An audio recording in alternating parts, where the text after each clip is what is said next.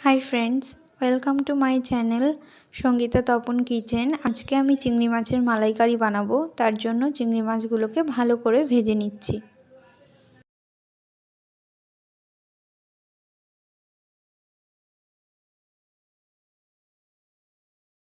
চিংড়ি মাছগুলো ভাজা হয়ে গেছে, এবার আমি চিংড়ি মাছগুলো তুলে নেব।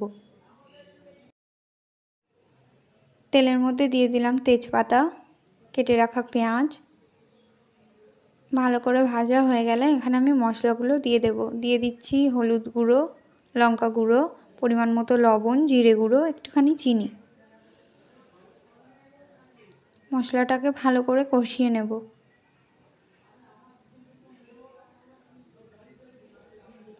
এর মধ্যে দিয়ে দিলাম আদা রসুন পেস্ট,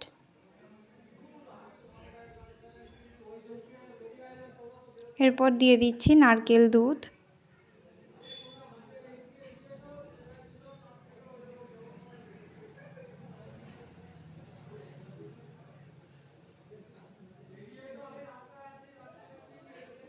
বাকি নারকেল দুধগুলো আমি এর মধ্যে দিয়ে দিলাম।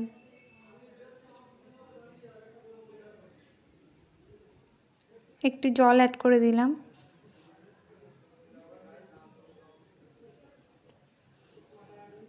এবার এর মধ্যে দিয়ে দেবো ভেজে রাখা চিংড়ি মাছ।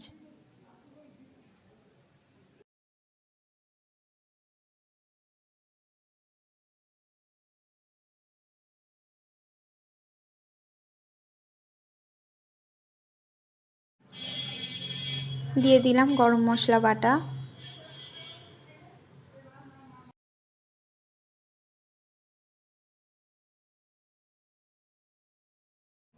রান্নাটা হয়ে গেছে, এবার এটাকে আমি নামিয়ে নিচ্ছি।